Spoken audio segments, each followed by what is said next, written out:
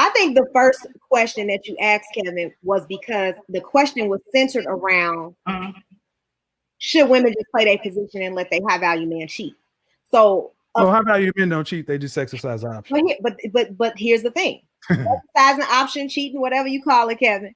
Yeah. All I'm saying is, my response was in response to that question. Like, wait, what do you mean? So we supposed to just say, okay, because I want a high value man, I'm just gonna sit around and get cheated on, and that should be your expectation, and that's what you should go into the relationship expecting. And no, I disagree with that. Yes, I disagree with that completely. This is often a talking point that is brought up within the manosphere. I find it particularly within minorities. Usually it's more towards the Black community, where the talk of this is what high value men do. Now, often he talks about the wage income. You know, the average Black man makes around, what is it? I think he said 42, 44, 48,000. And for most of the men who earn 100,000 or more, this is what is viewed as high value. And I've even seen other people like Fresh and Fit that talk about the same thing. There's a lot of content creators that talk about, oh, this is high value. You make 100,000 a year. If you're making, you know, this amount of money, you're considered a high value man. And of course, this is what high value men do. And I was like, if all it takes is for someone to make over 100,000 and be high value, or in terms of at least financially speaking, and you get women, I was like, well, I'm already there. I earn well over 100,000 a year. I earn well over 200,000 a year. And I've been around the block in terms of having relationships with women. And this is often the mistake, and unfortunately, the new sort of information that is being peddled within the manosphere to many young men who, because of the dating environment, don't have, I guess, a lot of options. And I've spoken overwhelmingly that if you actually do a lot of traveling, you will see that the dating environment in America is vastly different than in many other areas. And it's primarily related to obesity. And so when you have a really large pool of men, right? So most beautiful women will typically go for a man who has resources and charisma, and looks will get you in the door. But in terms of, I guess, keeping women or having women around you for long periods of time, overwhelmingly that is related to the resources. Now, I'm not an advocate for you spending resources on these women in that way to keep them or to get them for that matter. But realistically speaking, most men don't need a lot when it comes to being able to live a comfortable lifestyle. A lot of men feel very comfortable earning a lower wage, especially if you don't have a family. The need to do those things is not there.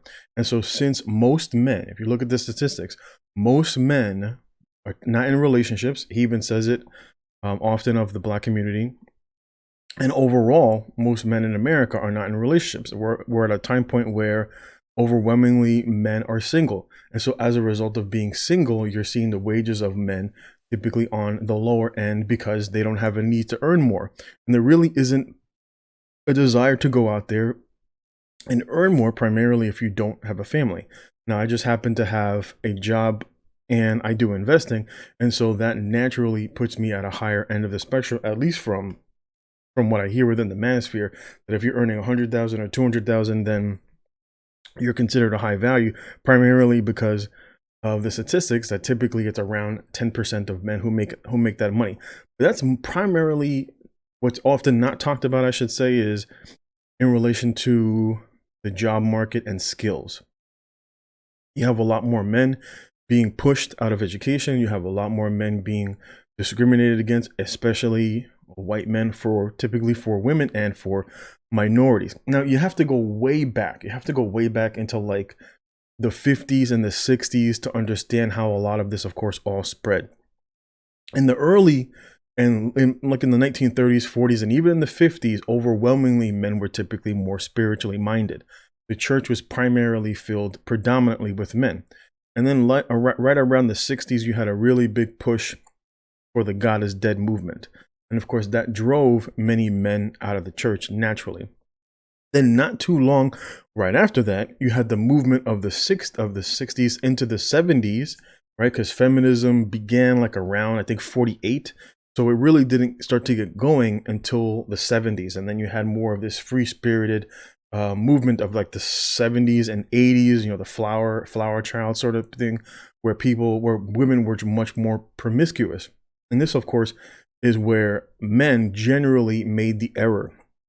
Now, of course, the double standard that is spoken of in this video, that men can do what they want, especially if you're high value, that women should just expect men to commit adultery or to commit fornication against them, and the women are just basically to accept this. And of course, as you can see, I believe it's Tawana, she of course objects to this, and then Kevin Samuel says, well, when men aren't really cheating, it's just that we're exercising our options. And that is one of the big, and of course you see both of the other men kind of smirk, and that's typically where the double standard takes place.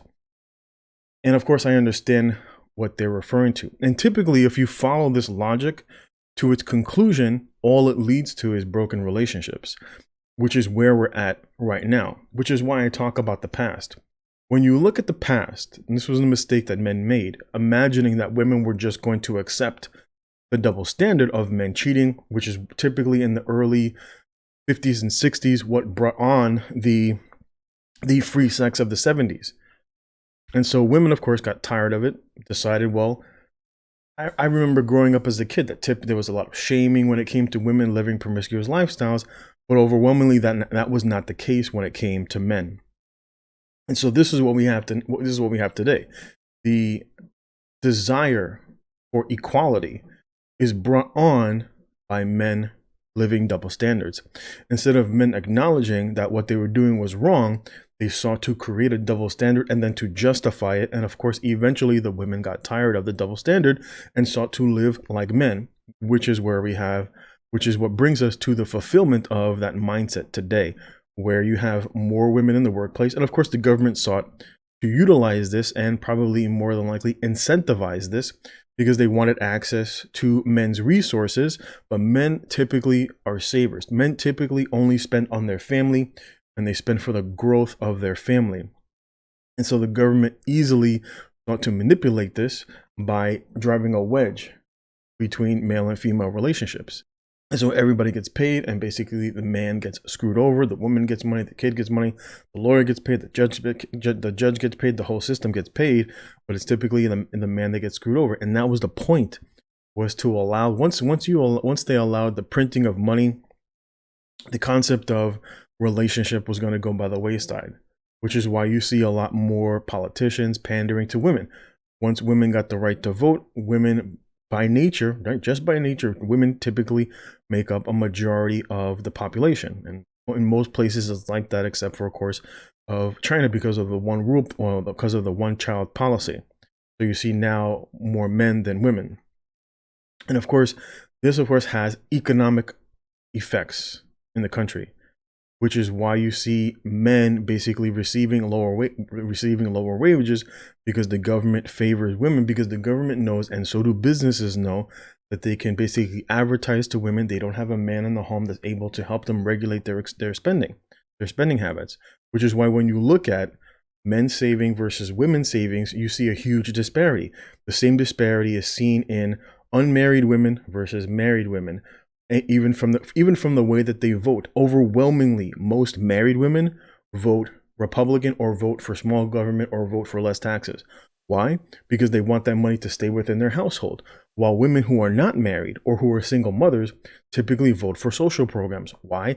Because they don't have access to those means. And so as a result, this is a system that we have.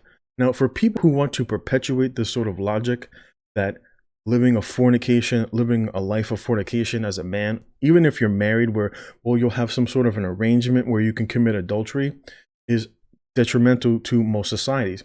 Unfortunately, within this argument, he brings up a fallacy or a straw man argument that if a woman wanted to marry the king, then she had to put up with this. And that is a weak argument to bring up, especially with women who typically don't do well with logic and reason, because their brains just don't work that way. I shouldn't say their brains don't work that way, but overwhelmingly men are much more logical. And of course, if you don't bring on men who are able to basically shut down these sort of arguments, it makes it much more difficult for the women, because women are typically much more in a subservient sort of position. Now, going forward, it's such a straw man argument that you couldn't even use that. You don't use outlier arguments to talk about what the vast majority of people are supposed to do, because you only have one version of the king in most societies. So obviously that is a poor argument to use. You should use what is the norm, which is what he typically falls back on most arguments when it comes to the men. What's the norm, especially when he talks about child support and alimony. Now, this is something that is often peddled, I think, to the Black community, because overwhelmingly what you see within the Black community is cheating, fornication, adultery, single motherhood. You have a huge number of basically kids with no fathers. And this is what that lifestyle produces. It produces women who end up being single mothers, because the men within that culture lives a lifestyle of fornication, where fornication which is why you see so much like explicit sexuality coming out, like the Cardi B's, right? You don't really see like even Hispanic or white women acting that way. You might see it more like towards the Black end of the spectrum, in darker skin, and that's typically more related to poverty than obviously skin color. It's not necessarily related to culture.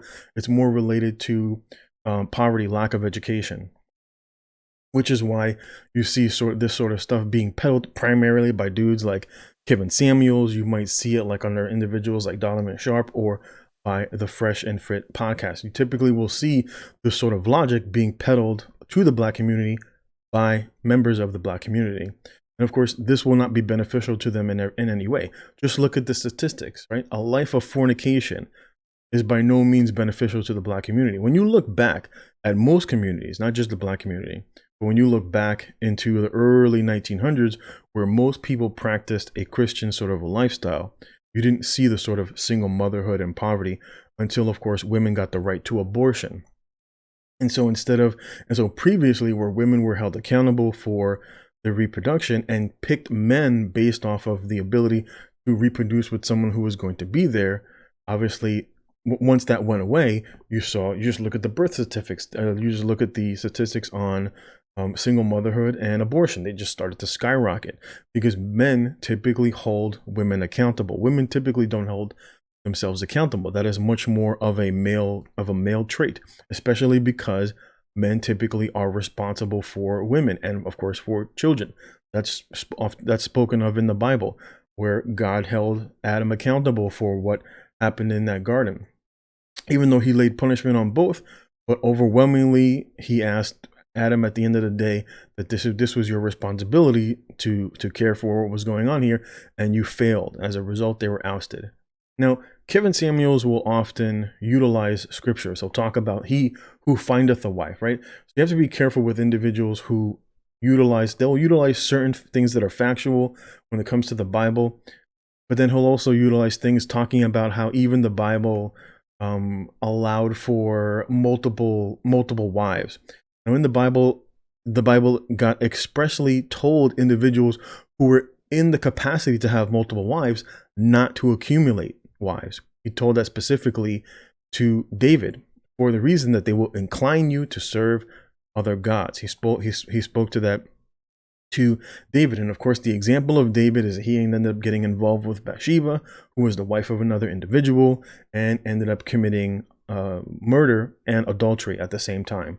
And that is often the case in many of these sort of relationships, that when individuals lean that way, they end up getting themselves into trouble. There isn't an experience in the Bible where an individual had multiple wives and it did not go and it went well with them. A perfect example is look at Abraham. Abraham was considered the father of all who had faith. Because of his lack of faith, he took on another wife. He was married to Sarah, and then he ended up taking the concubine and having a child with that person. What was the result? God said to remove that woman from your house, right?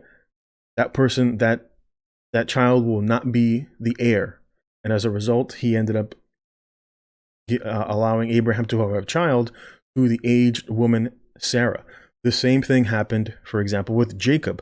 Jacob also did the exact same thing, where he was tricked into taking the older wife when he really loved Leah, but the father ended up tricking him and taking the other wife. And when you read the story Jacob's life was filled with much difficulty because now he had to manage a household with more than one woman, and that is typically the outcome when you look at it from that perspective, from the Bible. And so later on, the Apostle Paul said, in terms of the marriage bed, he said, do not defile the marriage bed. The Bible is explicitly against committing fornication, regardless of whether you deem yourself a high value man or not, because God knows what the outcome will be. A perfect example is looking at Black and Hispanic communities. You see the high rate of poverty, typically within single motherhood. You see the outcome of crime, typically within Black and Hispanic communities, as a result of living a life of fornication. And so I would stress individuals who take to heart this sort of, if I become a high value man, that I'm going to have all these women left and right. And typically that mindset makes women the prize, because this is typically what they peddle, is that if you become a high value man, well, then the result is that you're going to receive the prize of having all these women. And that's why even at the end of the day, when you really think about it, all this mindset does is basically pedestalize women to go to the highest men. The Bible never expressed the idea of being a high value man, which would result in you being able to commit multiple acts of fornication or adultery. That was never the case. Some individuals might choose to go that route and use that sort of logic, but it's just not the case. Unfortunately, many individuals are just not familiar with the Bible nowadays, which is why you can make and grab little things from here and there that sound true, but then they're unfortunately not. It's important when someone expresses some sort of an idea towards you that you think sounds logical. Jesus said it best when he said that wisdom is proved righteous by its works, meaning that if a concept is considered to be wise, just look at the works. What does it produce, right? A life of fornication and adultery do not produce a life nor a society that benefits from it. Anyone who wants to peddle that to you, I would definitely recommend that you think twice before applying such logic.